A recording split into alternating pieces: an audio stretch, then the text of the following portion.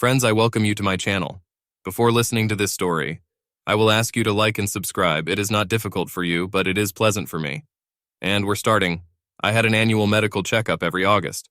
This year, a new doctor conducted it. My old doctor has retired.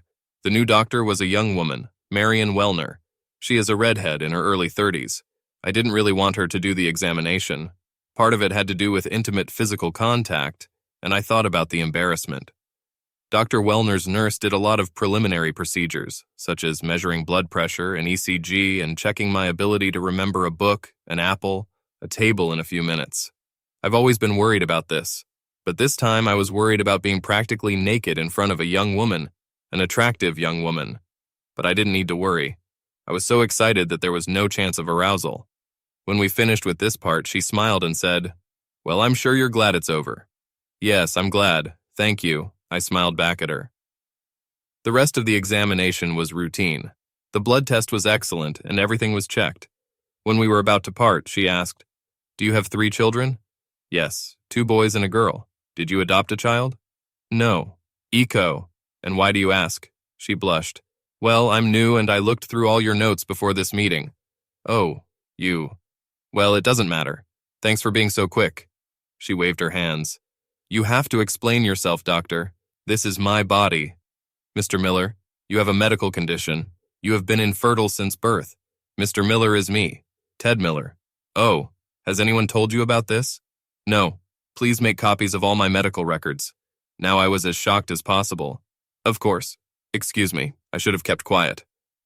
"No, not at all." Apparently, too many people were silent. About 30 minutes later, I received the recordings. Meanwhile, I was thinking about it. I'm 48. I've been married for 26 years to Melissa. We have 3 children.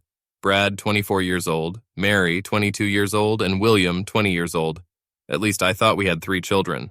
Brad is married and a son is on the way. Mary has just graduated from college and William is a junior. I was wondering who their real father was.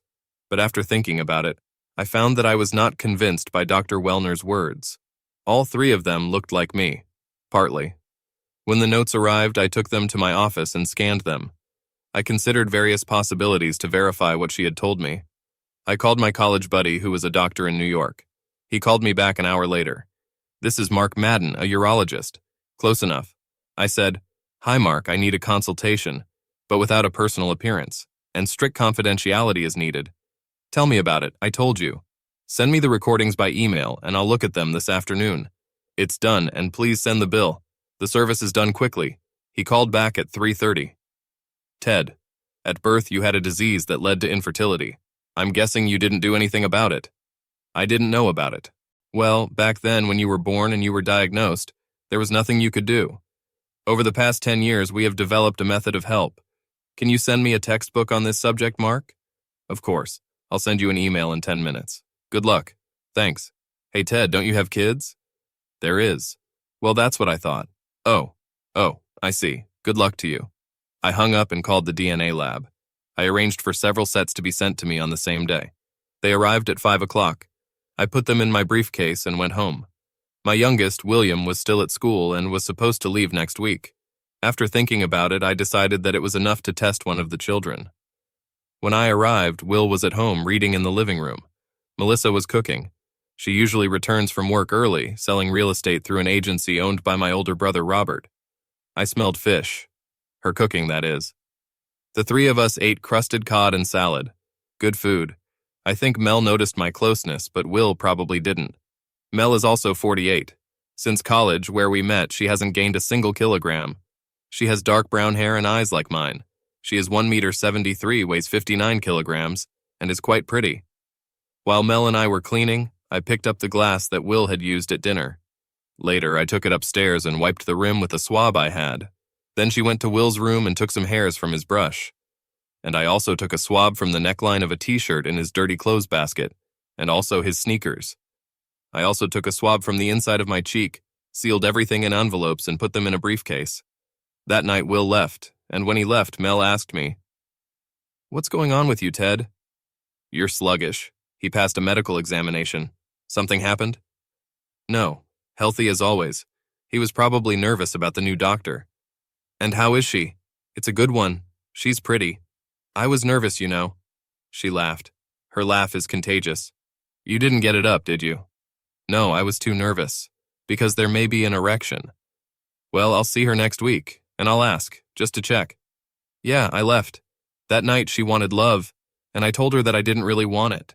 She accepted it with dignity. It was unusual that I refused her. The next day I took the DNA samples to the lab myself. I paid for a quick analysis. I was told that they would receive something by Friday in 2 days. I went to work. I work as a lawyer in an investment bank. In fact, I lead an internal team of 6 other lawyers. We are located in Washington, near the regulatory authorities. I've been doing this job for 22 years now, and I earn very well. I also have stock options that, if cashed out, would be worth a very tidy sum. I admit that I was distracted at work. However, what needs to be done has been done. I rode my bike to work and rode my bike back. The exercise, I thought, would calm me down. When I arrived at 6, Mel was not at home. She left a note that there were sandwiches and salad in the fridge. She was going to a play and then maybe a bachelorette party. Normally, I wouldn't give it much thought. She did both with a certain regularity. But now there is no trust. I started the location finder on her phone. She wasn't in a nightclub. She was at a motel near the Fairfax line. I ate and talked with Will for a while about the upcoming college. He was looking forward to it. The summer passed normally for him. He worked in a bicycle repair shop and earned decent money, but he broke up with his girlfriend Lisa and was slightly depressed. I went to bed early. Mel came in at 11, and soon after that she was already in bed. No shower, but she pulled away a little when I tried to snuggle up to her. I did it to see her reaction. I knew she was cheating, but I didn't know with whom. The next day I got up early and rode my bike to work again. There I took a shower and immediately got to work. It was a busy morning. At 1 o'clock I got a call from the DNA lab. They sent me the report by email, but on the phone the technician said that Will's samples belonged to my nephew. I almost fainted. I have only one brother, Robert. He's 3 years older than me. He helped me all my childhood. He and I were about the same height, 1.83 meters and of medium build. He was a good athlete at school and played basketball at university. He wasn't a star, but he played. He graduated from high school and started selling real estate. He succeeded in this and opened his own company. He married Glenda Wilson, his college sweetheart, and they had 3 children. All 3 graduated from college and worked. About 4 years ago, Melissa joined his firm. Before that, she worked as a teacher. I was making good money and she didn't need to work. But Will was old enough to take care of himself after school and she wanted something more interesting. At least that's what she said. Right now, I absolutely didn't believe anything she was saying. After receiving the news about DNA, I sat and thought about what could have happened. All 3 of my children had birthdays at the end of September. I got a return invoice for about Christmas. When Mel and I decided to have children, she stopped taking birth control pills. We tried for a few months before last Christmas before Brad showed up. At Christmas, as usual, there was a big family gathering, and Rob and his family were there. And I remembered that after Christmas that year, and for many years to come, Mel and her friend Linda Green went to a week-long meditation retreat. They left on Boxing Day, the second day of Christmas, and returned on New Year's Day. In some years, they stayed for another week. The seminar was supposed to take place in one of the centers in the mountains of West Virginia. When Brad showed up, Mel didn't go the next year, but the next day I went again. In September of the following year, Mary appeared. There was no seminar when Mary was breastfeeding, but when she turned 15 months old, Mel and Linda went again. The following September, Will arrived. The field seminars continued for several years. I've been thinking about it. They stopped when Mel went to work for Rob. Linda Green has been Mel's best friend since college. She got a job at Rob's new firm when he opened it. So the 3 of them worked together, and it was like that for a while. The following weekend, we drove Will back to college. I rented a minibus, and on Saturday, we made a pleasant 2-hour trip. We had lunch with Will and helped him move into the apartment he shared with his good friend Mike Watson. After that, Mel and I waved goodbye to them and drove away. I admit, when we were alone, I was quiet. Eventually, Mel noticed it. She said, "What? You haven't said 2 words to me." She looked worried. "I have a lot on my mind, Mel, very much. That's not what I'm going to discuss right now." "So, secret. Ted, you're not lying about the physical exam, are you?" "No. Leave it alone, Mel. This is my best advice at the moment." For the rest of the trip, about an hour, we hardly talked about anything. I dropped her off and returned the van. Then I went to a local bar and had a beer.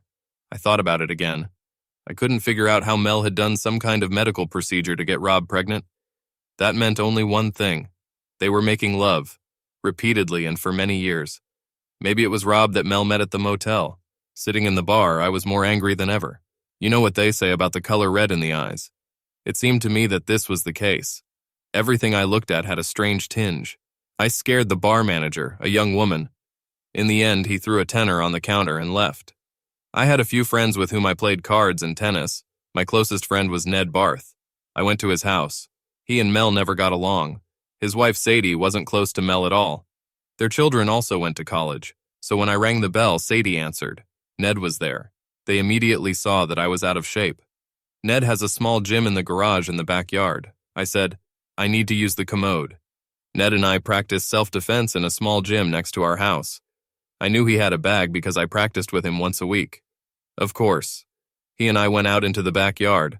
I put on gloves and attacked his heavy bag as if my life depended on it bursting. Ned watched in silence. After the initial madness, I began to act more systematically.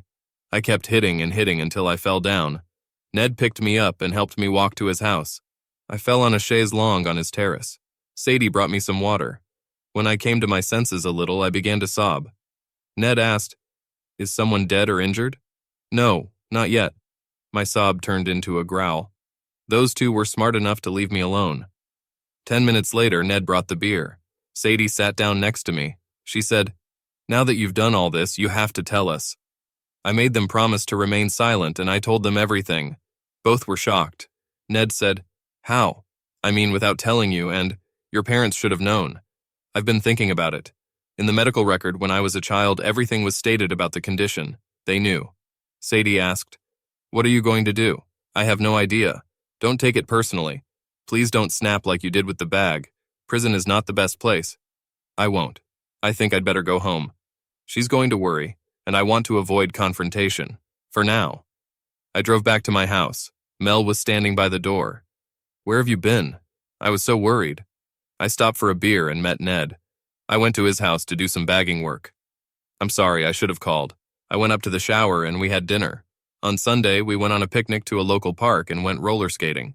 But we didn't have a bed on any of the nights. On Sunday, Mel looked disappointed and puzzled. I got up early and went to work without waking her up. I made an appointment with a lawyer in a nearby building and went to our bank. I also visited the HR department of my company to change the direct deposit and beneficiary of my retirement account. It turned out to be difficult. The lawyer let me know about the divorce in our state, but she, Millie Stanton, also said that my wife and brother cheated on me. Maybe this will be useful to me. I asked her to file a divorce petition with alternative grounds, but don't let her give it to Mel until I give the go-ahead. That evening, I installed a tracking program on Mel's mobile phone. She was on my data plan, and I could receive her messages and the numbers she was calling. I also planted 3 small dictaphones in my house, in the kitchen, in the bedroom, and in the living room. One went to her car. I asked Mel to arrange a party at our house with Rob and Glenda on Friday night. On Monday and Tuesday, I stayed late at work telling Mel that I had to deal with an important matter. I returned home on time on Wednesday. We had a good dinner, and I made a good face. Mel was clearly disappointed. Later, I downloaded all the materials from the dictaphones and checked her phone.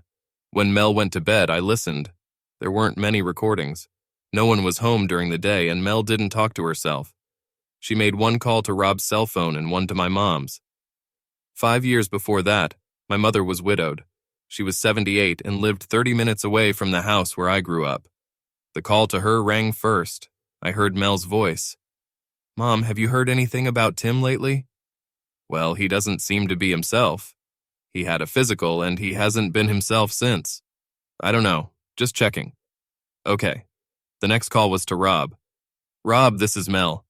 No, we can't do it this week. You guys are coming on Friday, and Tim is acting strangely. I don't know. I don't see any chance of him finding out anything. Look, we're being careful, and anyway, I think he got some bad news from the physical. Okay, see you later, baby. The essence of this conversation was the actual end of my marriage. They're still together. It occurred to me that at first they might have thought they were doing me a favor, but really, no matter what they think, I'm going to punish them as much as I can. Rob and Glenda arrived at 6:30 on Friday. Mel and I cooked a meal, grilled burgers and French fries, salad. While we were doing this, I studiously ignored the chalk. She noticed it but didn't say anything. When the doorbell rang, she looked at me and said, "I hope you're not going to be in a bad mood all evening, Tim." I didn't say anything and opened the door. Rob and Glenda greeted me. Glenda hugged me. Rob tried to do the same, but I turned away. I brought them drinks, beer for Rob, white wine for Glenda. We were sitting on the terrace, all four of us. I said, "I'm divorcing you, Mel. On Monday, you will receive a divorce petition.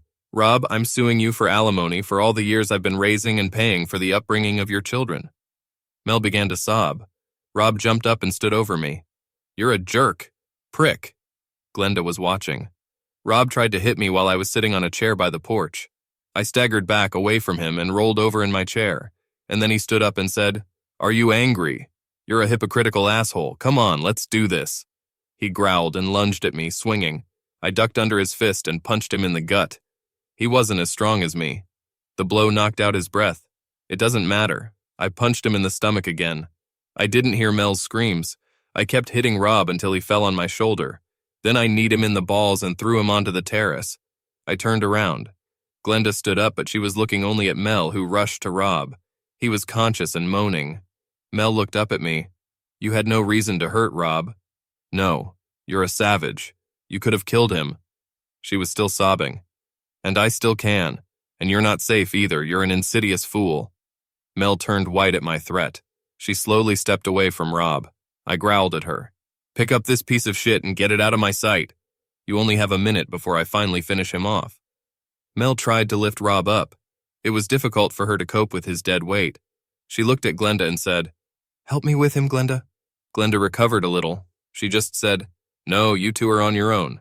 I agree that you are a fool." Mel pulled Rob onto the sofa in the courtyard. She scooped him up in her arms and staggered into the kitchen. I looked at Glenda. "So you didn't know?" No, I've had some suspicions about Rob over the years, but not with Mel. I think they're still together. Maybe she makes love to other guys, I don't know." I heard the garage door open. I went inside and looked out the front door. Mel put Rob in the passenger seat of her SUV and drove away. Glenda came in. She's a pleasant-looking woman, blonde, 46 years old. She was well-dressed for a dinner party, but she was crying and her makeup didn't look very good. I looked at her. "More wine? No. Can't you explain all this to me?" I did it. She was sitting at the kitchen table. When I got to the post-Christmas seminars, Glenda said, "Rob always went on winter skiing trips. I hate skiing and stayed at home with Mark. Mark was her son." I said, "I wonder where they actually went. What's the difference? It's all too much for me." "I'm sorry, Glenda, I thought you knew. Are you getting a real divorce?" Of course, I never doubted it. I told Glenda she could stay, spend the night in the guest room. She agreed. Then we started talking about the past, about when and where Rob and Mel might meet now. I showed her the recording of Rob's call. She left no doubt that their romance was still going on. We had hamburgers at 10 o'clock. We talked a little more about practical things, like where we're all going to live. I had a queue for an apartment next to work. I assumed that Mel and I would split the money, including the proceeds from the house. "I'll stay here for now." Glenda decided to go upstairs and go to bed. I followed her to see how things were going with the guest room. She was ready. I brought her a towel and a toothbrush. When I left, she said, "I've always liked you, Tim. I've never liked Mel. She thought I was on some kind of lower level. I think now I know why." I waved at her and closed the door. The next morning, I was already on my feet. The police didn't come for me. I guessed that neither Rob nor Mel wanted publicity. I asked Glenda what she was going to do. She said she would go to her mother's until Rob vacated their house. I gave her my lawyer's email address and told her to contact her for clarification. Her car was still there. I asked if she wanted me to accompany her to pick up more of her things. She agreed. Then I took a gun out of my gun safe and followed her car to their house. Mel's car wasn't there. Glenda and I went inside. There was no one there. I started to think how badly I'd hurt that asshole. He hoped that he would be admitted to some low-grade hospital, where he would catch an infection caused by the bacterium Clostridium difficile and die of dehydration, or something like that. Glenda sat down. She said, "I wonder where they are. Let me check it out." I started the phone locator again. I wondered why Mel hadn't noticed it the first time. This time her phone was at the Cambrian hospital. I called the hospital and asked if Rob was there. I was told that he had enrolled. I informed Glenda about this. She decided to stay at home and change the locks. So I went to the Home Depot and bought a bunch of new hardware. Part for her, part for me. I spent the morning installing it. I gave her the keys and left her there. But I felt sorry for her and I said I would like to come back. She agreed. She said she would cook. I finished changing the locks in my house and made extra keys for Glenda and me. I returned home to her at 4 o'clock. When I entered the house, I got a call on my mobile phone. It was Detective William James. He wanted to talk to me. I said, "I'm at 204 Western Street. Mrs. Glenda Miller is here too." "Is she the second witness? The victim's wife?" "He wasn't a victim, Detective." "And yes, that's her. Will you come?" "I can be there in 15 minutes. He was an African American with a fair complexion, short and broad. He was wearing a nice suit and expensive loafers. Glenda let him in at the front door and he introduced himself. Then he asked, 'You two, is it cozy?' She replied, 'No, it's our spouses making love, not us.' Then she looked at me. 'For now,' she said it flatly as if it was supposed to happen. James stared at her, then at me. He said, 'Maybe you'll get lucky, kid.' I replied, 'Maybe.' I looked at Glenda. She didn't look away. I thought this was not the best approach to police interrogation. James said, 'I'd like to talk to Mrs. Miller first.' Glenda took him back to the backyard and I saw him turn on the recorder on his phone. They talked for almost 20 minutes. Then Glenda came into the house and waved me out onto the patio. As she passed by, she whispered, 'I'm serious about this. Her open offer was a real distraction. I've always liked her, and I liked her looks. But I was not one to be naughty. And yet, the detective said he was keeping a record and asked me to tell him what happened. I started by learning that my children actually belonged to Rob, and that I only found out about it recently. He described the dinner on Friday and his reaction. He also described our quarrel. I was as accurate as possible. When I finished, he asked, 'How did you know that? I don't want to discuss it.' Suffice it to say that no one ratted on me. It all happened by accident." "Okay. Well, Mr. Miller, your testimony is quite consistent with the testimony of the wives. I haven't questioned your brother yet." "Why?" "Because after I talked to your wife, it seemed to me that he was the aggressor, and you responded. And he's not in very good shape right now. He'll have to stay a day or so to get tested." I asked, "Tests?" He looked at me intently. "This is not a joke at all.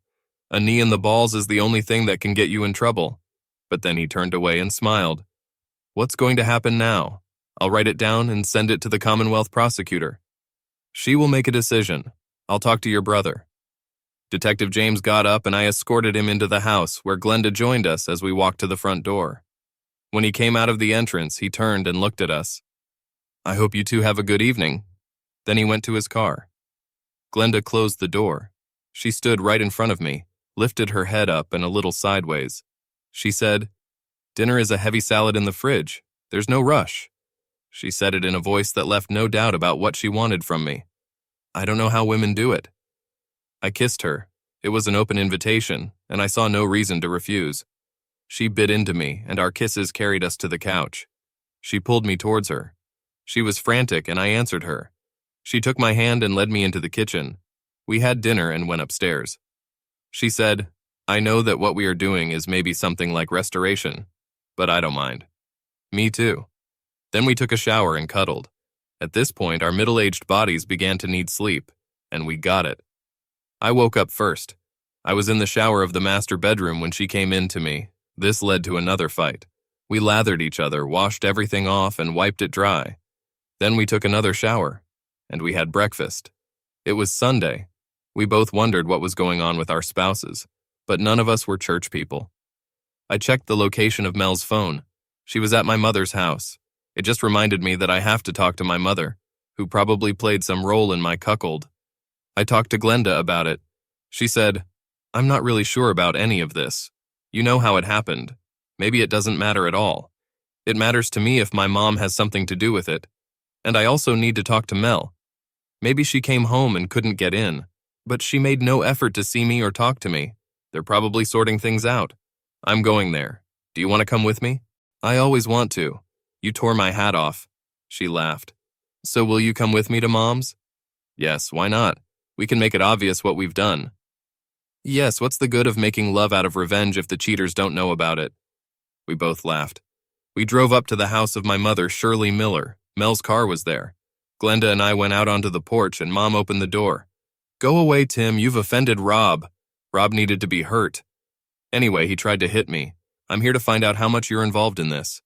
If I turn around and leave, I won't come back. Never. She let me in. Glenda followed me. Mel was sitting in the kitchen.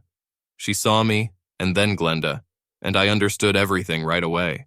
She said, "Oh, you fool, didn't wait long, did you?" "No, why should I wait? Your boyfriend won't be able to please me anymore, but your husband will definitely be able to." Mel got up quickly, but I dragged her away. My mom yelled for us to stop. She looked at me and said, "Tim, maybe you messed up when you went with Glenda." "No, I'm a free agent now, and so is she. I think it's always been that way with Mel and Rob. Glenda and I have a lot of catching up to do, and we had a good start." Mel said, "You have to obey me and your mom. We can, to bring everything to light and perhaps to heal." Tim looked back and forth between his wife and mother. "I'm listening." Shirley looked at Mel and Mel said, "We wanted children, you and me, but when they started trying, your mom said you were sterile, no children, you didn't know." Shirley said, "But I had a solution. Rob could have gotten Mel pregnant and you'd never have known." I said, "And you solved all this without telling me." Shirley replied, "Your father wanted to discuss this with all of us, but was rejected. The votes were 3-1. Yes, 2 cheaters and you against your father. We have been evaluating various methods. Medical. They were all too expensive and time-consuming, and you would have to know that you were raising Rob's children." Mel said, "Therefore, we reluctantly decided to do it in a natural way." I said, "And you lied, snuck out, and made love for a week. Once 2 weeks. And you had a great time, didn't you, Mel?" She looked down and said, "As soon as we overcame the initial one. Indecision, I really had a great time. I won't lie about it. And it worked." I said, "It worked all 3 times, and you were looking forward to spending time with Rob." Mel said, "Yes, I was waiting. He's a good man." Glenda said, "Really? What about me? He lied and bullied me." Shirley said, "We decided that you might disagree." Glenda frowned. "You were absolutely right. I wouldn't have agreed then, and I don't agree now. You caused at least my divorce. I bet Tim's too." Mel said, "No one needs to get divorced. Neither of you knew anything, and so far you've both been happy." "What happened?" "My medical checkup. The doctor told me that I have been infertile since birth. I took the DNA from William." Mel lowered her eyes. "You know everything now, Tim. We can get through this. You love these kids. You love me." I said, "But Mel, you two kept making love. After 3 children, you continued to do this until you joined his firm. And I bet you never stopped." Glenda growled, "Well, what? How many times have you and Rob made love in the last year?" Shirley stared at Mel. "Chalk, please tell me that's not the case. Chalk?" "We fell in love. We were compatible in and out of bed, that's why we continued to meet." I said, "Yes, like last week at the Shady Pines Motel." Mel looked shocked. "Did you hire a detective?" "I just started the locator on your phone." Mel said, "We can stop, we're going to stop. I just need you, Tim." Glenda said, "I want him too. You can leave with your big love interest. There is no turning back." Shirley, who was standing, abruptly sat down on a kitchen chair. She didn't look well. I asked, "Mom, are you okay?" She began to cry. "What have I done? Oh my God," Glenda said. "Secrets and lies only lead to more secrets and lies. You should have told Tim from the beginning." Mel said, "Then none of our children would exist, so maybe Shirley didn't do such a bad thing." I looked at the chalk. "You're missing the point, Mel. You, Rob, and my mom schemed, conspired, and betrayed me. Looking back, my life seems like a big fake facade. You stole my life from me. You hollowed it out. My whole life has been a lie." I sat down too. I was filled with deep sadness. Mel stepped up to me. I pushed her away. I was sobbing. "Never again, Mel. Never again." Glenda hugged me from behind. We were all crying. Finally, I got up and Glenda and I left the others. No one followed us. When we returned to her house, we were in no mood. I helped her weed the garden and mow the lawn. We had lunch. After that, they started talking. I asked, "Glenda, are you sure about the divorce?" After all, you and Rob were together. Glenda replied, "Well, remember what you said about them taking your life. I feel the same way. I'm going to your lawyer tomorrow. We can go together, but I don't see any way back. It's been too long and too evil." I said, "That's what I believe in. I have to think about the children. Probably if there is a divorce, they should know why. How do I tell them? Call them, or write an email and ask them to call?" That's what I did. After lunch, I wrote a letter to my 3 children. The essence of the letter, after I stated the facts, was that they would always be my children. For me, they will always be the ones I raised and loved. I sent an email and asked them all to call. My cell phone rang a little over an hour later. It was my daughter, Mary. She asked, "Dad, are you okay?" "I will. And how are you? It's very hard to get over. I only know that I love you and you are my dad forever. I can't figure out what to do with Mom. She and Grandma. How could they? Grandma thought she was doing me a favor. I didn't know that the 2 of them were forever. Your mom, I will never forgive her. Never. What you will do depends only on you. I won't know what to do for a while. Well, in many ways, I hope that you will come to some kind of semi-friendly decision. I think I hope so. Yes, difficult. Well, I just wanted to talk to you. I love you. I love you too." We hung up the phone. 2 minutes later, Brad called and we had a similar conversation. William called at 11 when he read the letter. He was a little more introverted than the other 2. He said, When I was at home and everyone else went to school, I saw something about Mom. I ignored it, but I had to talk to someone about it. I'm sorry, Dad. There's no reason to mope. It's over. You were in a difficult position and didn't know about all this." We ended our conversation after a few minutes. Will didn't speak very well. He was close to his mother. At least he was. I wondered how much he really knew about her and Rob. Glenda was in the kitchen looking through an old photo album. I joined her. There were all kinds of photos of her family when Ta was growing up, and mine too. After a while, we were both crying. She said, "Maybe it's not a good idea. No, we have to accept what is lost." I hugged her and gave her a big, friendly hug. We looked at the memories again. Then they went up to bed. We slept together, but there was no lovemaking. On Monday morning, we went to the lawyer. Millie Stanton was uncomfortable talking to both of us at once, but we insisted. She was a large woman in her 50s with a lush 50s hairstyle. Gray hair, but not a serious attitude. I liked her, despite her hairstyle. She explained the basics of divorce in the state and said that adultery is one of the grounds for divorce, but it's not in favor right now. However, she said that our situation was beyond the usual. We have developed a plan according to which each of us will file for divorce, and I will sue Rob to get alimony. Millie didn't want Glenda to be there because Rob's finances were tied to hers. Millie said that she would submit the documents on this occasion, or he can wait to file a lawsuit against Rob before the decree. I asked Mel to be served at work and at the same time as Rob. It was supposed to happen on Wednesday. I took Glenda to her bank so she could try to split their assets. It took a while, and we had a late lunch at Bersoni's Italian restaurant. We returned to her house at 4. I decided to stop by my house, and she came with me. No one bothered with the new locks. We went inside. She looked around, saw again what had been familiar to her for many years. I turned around, and she was standing next to me with the same look. She said, "I want you to use me on her bed. Right now. You are welcome." I could only fulfill such a sincere request. I just picked her up and carried her upstairs. I threw her on the big bed in the master bedroom. She was laughing. She said, "You're so rude and strong. There's no way Rob could have done that." She got up and undressed, just like me. Naked, we collapsed back onto the bed. After that, we lay down. Some time passed, and she said, "It was so great. To take this fool's husband on her own bed, it couldn't be better."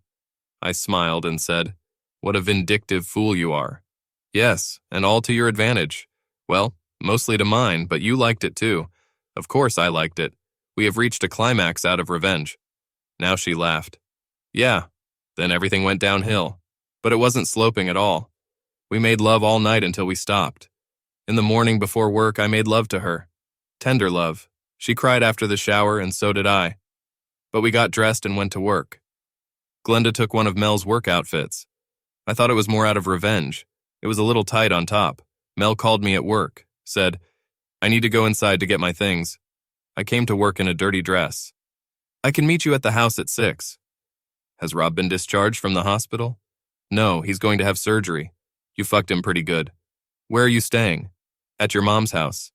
I'm in your old room. It's ironic. Where are you and that fool staying? Here and there. You have to rent out one of the houses.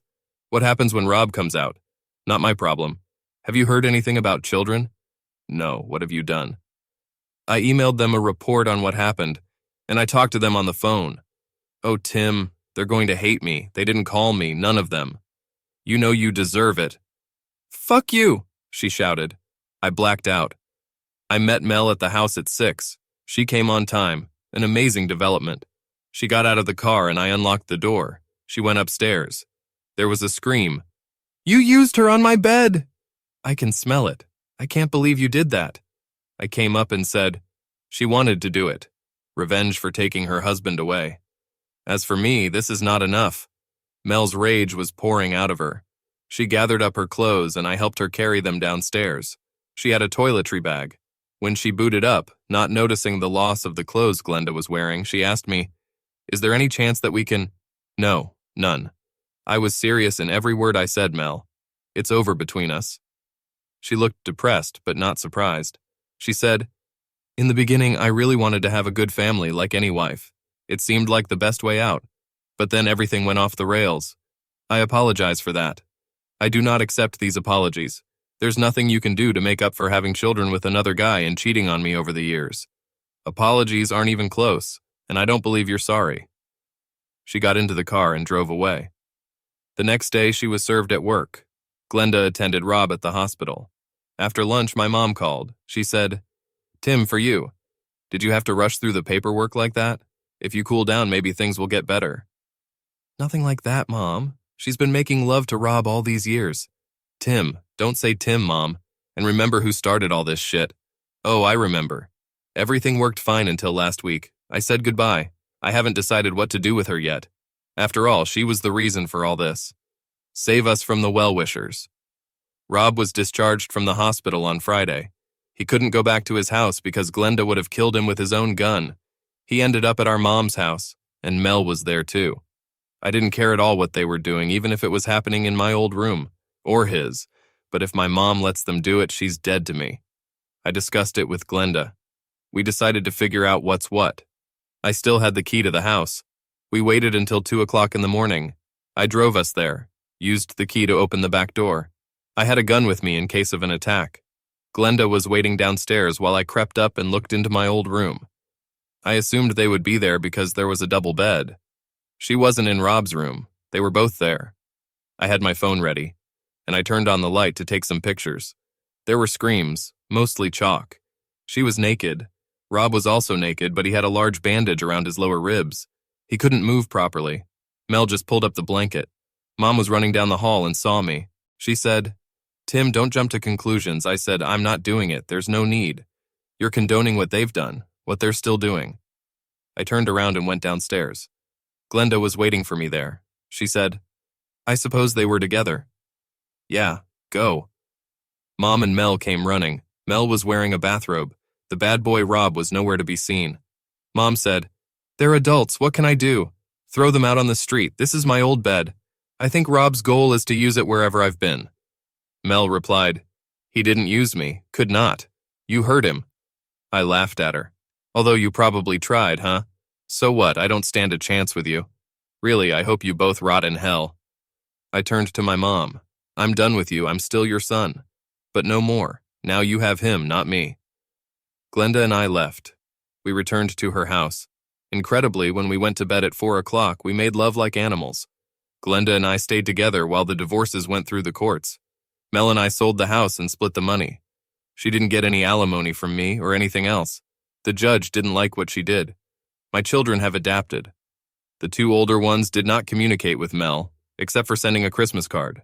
They blocked her calls. Will talked to her, but he wasn't very condescending. When it was time for him to spend the summer between the years, he stayed with me. He had no contact with Rob. Mel had met him for lunch several times, but Rob wasn't with her. Will didn't want to talk to him. Glenda got almost everything.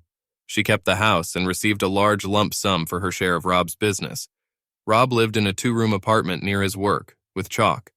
About a week after the divorce, Glenda and I talked. Our passion hadn't waned, but other than that, we weren't really compatible. That's why I moved out. Neither of us was particularly saddened. I think we knew almost from the very beginning that what we have cannot last long. There was too much water under the bridge. She made me promise to visit her and use her from time to time, provided she didn't start a new relationship. Or me. I agreed. She was beautiful and we suited each other so well. I had an operation that successfully solved my problem. At 49, I was no longer sterile. There's a lot of good in it, that's what I think. One evening at the gym, where Ned and I went to practice self-defense, I saw a woman kicking a heavy bag. She was a savage, and she looked fantastic. After she finished, she looked back at me and asked, "Scared?" I smiled. "Of course," and stepped back, raising his hands in surrender. She laughed. "I've been watching you. You're not afraid of me." I replied, "I'm not afraid. No, I'm Hilda Marks, and you're Tim Miller. I'm going to take a shower and drink coffee." She gestured at the store across the street. I said, "I'll meet you there in 10 minutes. Let's make it 15. I'm a woman, after all." Without a doubt. We had a pleasant conversation. She was new, she was 36, she has a schoolboy son. There is no husband. She dumped him on the West Coast. We spent almost 2 hours talking. By the time the store closed, she knew everything about me. Medical history and everything else. I was fascinated, and she was interested. In me. At that time, I had a bungalow a mile from the gym. 2 bedrooms. It took 2 weeks before she visited my bed, and stayed the night. She was as wild in bed as she was in the gym, but I was stronger, and she didn't want to win. I wanted to be conquered. I found a real aphrodisiac in it.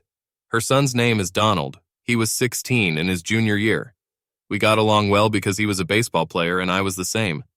As a result, I started helping with the school team. 6 months after we met, Hilda and I got married. She was pregnant. A marriage by mistake. Donald and she moved into my house, which I bought next to my old one. He has his own room and there is a place for sports equipment in the basement so his mother can continue to be deadly. Thomas Timothy Miller soon appeared. He was a miracle to me. Afterward, Mel and Rob soon became history. She changed her agency, got together with a plumber. He was younger than her, 40 years old. Glenda married a guy she dated in college, James Wilder. Hilda and I talked to them a little bit. He seemed like a good guy. I can confirm that Glenda is still looking good. I guess she's still good in bed. James and I talked about it once. It was a kind of rapprochement moment. I have never completely forgiven my mother, but I visited her. When Thomas was born, she was thrilled. Hilda made sure that Mom saw him regularly.